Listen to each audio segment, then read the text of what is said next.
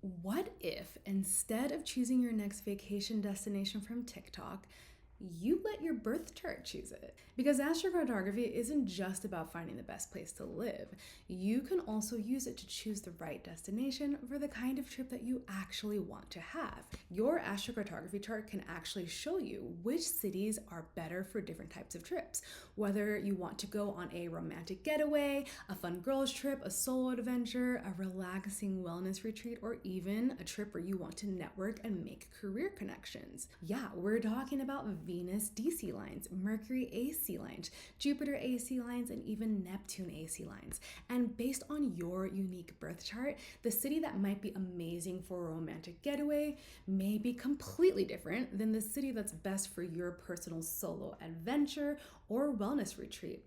And honestly, neither of these cities might be the city that you expect. For example, Paris might be the most stereotypical romantic getaway, but according to your astrocartography chart, your Venus DC line, which is the planetary line that best supports romance and connecting with another person, might run through Buenos Aires or Tokyo or some random but beautiful city that you have never even considered visiting.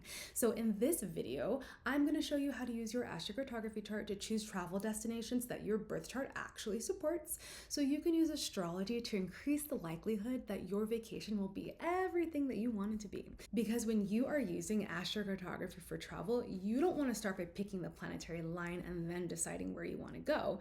You want to start with the trip. Decide on what experience you want to have first, then find the planetary line and the destination on that line that best supports it. But before we get into all of that, my name is Montana with Astrocartography for Babes, where I teach you how to use astrocartography to find the best places in your country and around the globe for love, career, and overall happiness goals based on your birth chart. I do offer astrocartography readings, so check out the link in the description to learn more information on that. It's always important to remember that in astrocartography, looking at planetary lines like the Venus DC line is really just scratching the tip of the iceberg as far as being able to accurately predict what type of energies a location is likely to have in store for you. To truly be more accurate, in addition to checking out your planetary lines, you're also going to want to employ more techniques and look at your map through a variety of lenses. You're going to want to look at your parans, also known as crossing points. You're going to want to look at the condition of your natal chart, etc., etc. But if you are just simply looking to understand how your birth chart can help you choose destinations for different kind of trips, then this video is an excellent place to start, and let's get into it. Oh, one final quick disclaimer. Astrocartography should be one tool that you use when deciding where to travel, not the only one. So you always want to consider real-world factors like safety, geopolitical conditions, local laws, and culture to help determine whether a destination really does make sense for you. So a great planetary line never overrides what is happening in the world, okay? So with that said, let's plan some trips. So if I am planning a romantic getaway trip with my significant other, the first thing that I would look for are which destinations fall near my Venus DC line. In astrology, the planet Venus rules love, beauty, attraction, art, and the specific things that we enjoy and what bring us pleasure. So Venus lines can be great honeymoons and romantic getaway spots. Now, beyond just thinking about Venus lines, I would specifically be looking for cities along my Venus DC line. In astrology, your DC or descendant is the point that's directly opposite of your ascendant. And in whole sign astrology, which is better for predictive astrology and astrocartography, it falls in your 7th house, the house that's associated with one-on-one partnerships, marriage, and close relationships of any kind. So when you are in a city along your Venus DC line, you are experiencing Venus, the planet of love, attraction, beauty, and connection, specifically through the lens of partnerships and close one-on-one relationships. Now, as you can imagine, this would be amazing for trips where you and another person want to feel close, want to experience love and romance, and just enjoy beautiful experiences together in harmony. Now, if I am planning a girls' trip or a bachelorette party, I would probably be looking to cities along my Venus AC line. So we just talked about how Venus rules love, beauty, attraction, art, and pleasure, and the specific things that we enjoy. So yes, Venus lines in general can be amazing for trips where the entire point is to have fun, indulge a little, eat amazing food, get dressed up, and just enjoy yourself. But for this type of trip, I'm specifically looking for Venus AC lines because in in astrology, your AC or ascendant is the point that was rising on the eastern horizon the exact moment that you were born. And this will fall in your first house in whole sign astrology, which is the house most closely associated with you, your identity, your appearance, your self-expression, and how you're perceived as you move through the world. So when you're in a destination along your Venus AC line, you're experiencing Venus through the lens of yourself, your own eyes, your own body, firsthand through your personal experiences and personal enjoyment. So this could manifest as you feeling more attractive, more social, more confident about your appearance, more interested in getting dressed up and going out, and generally more inclined to enjoy yourself and experience the more pleasurable side of life.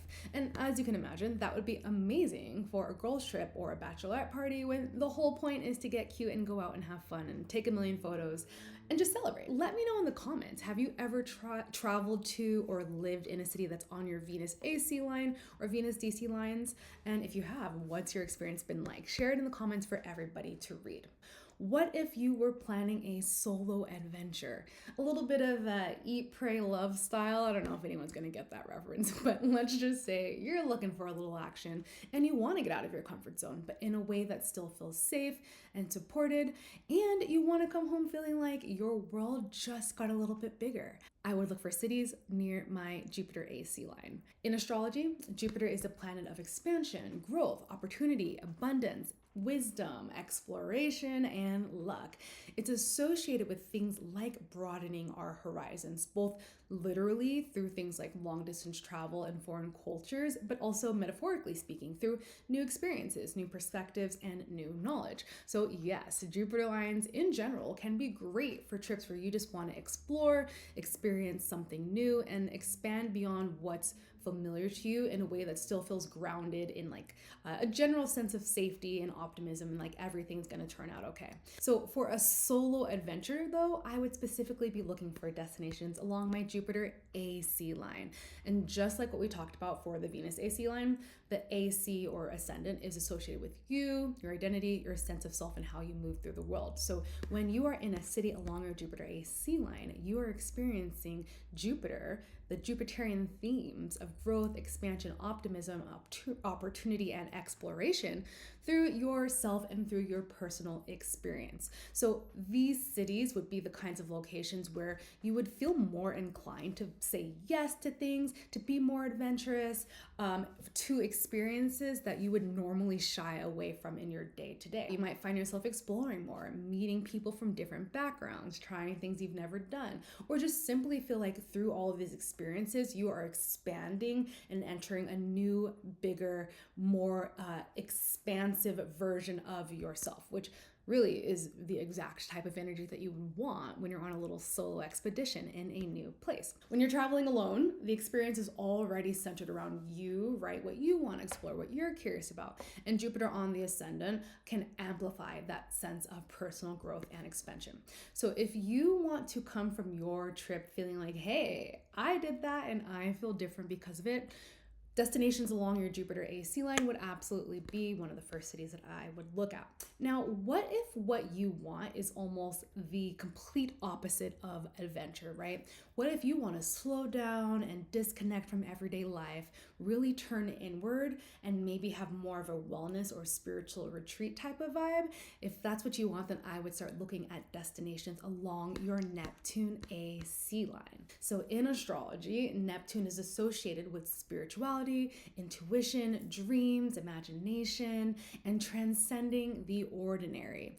It really is the planet that can blur the boundaries between us and everything around us. And remember, we've already talked about the ascendant being associated with you and your personal experience. So in destinations along a Neptune AC line, those Neptunian themes becomes much more personal, which can really make for an interesting trip that's centered around turning inward, developing your spiritual practices, diving into your creativity, or just simply getting away from the noise of everyday life. But Neptune is absolutely one of those planets where you would want to be a little bit more intentional about the type of trip that you're planning, because that same energy that feels dreamy and spiritual and otherworldly can also feel, on the flip side, a little confusing, disorienting, and potentially over idealized. Like there's like a rose-colored glasses that you're wearing, which can potentially be taken off at some point during your experience. So this isn't necessarily where I would go if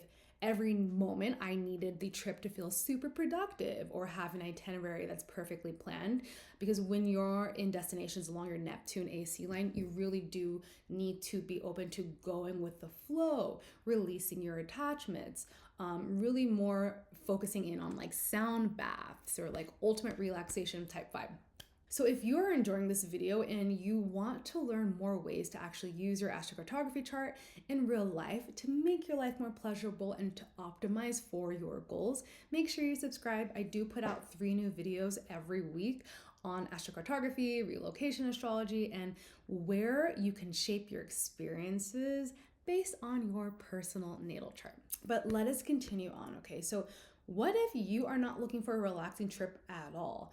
What if you are wanting to intentionally travel somewhere because maybe you want to have a deep, transformative experience? Maybe you're open to doing like an intensive retreat or some sort of past life regression, or even like an ayahuasca type of ceremony, or even taking place in some sort of like guided Moldavite experience with a very experienced practitioner, right? So in those specific cases, if you're looking to have that type of an experience, I might cautiously look at cities along my Pluto AC line. But I do want to put a big word of caution out there, because Pluto energy is not an energy that I would intentionally like choose to amplify like very lightly.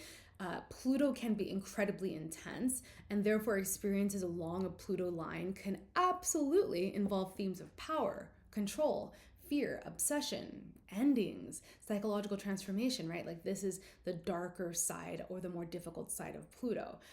And I would never recommend choosing a destination along a Pluto AC line just because you want to have like a deep experience without truly being ready to move through everything that might surface. And if you are considering something as serious as like an ayahuasca ceremony, for example, please do not only use astrocartography to determine whether that experience will be safe for you.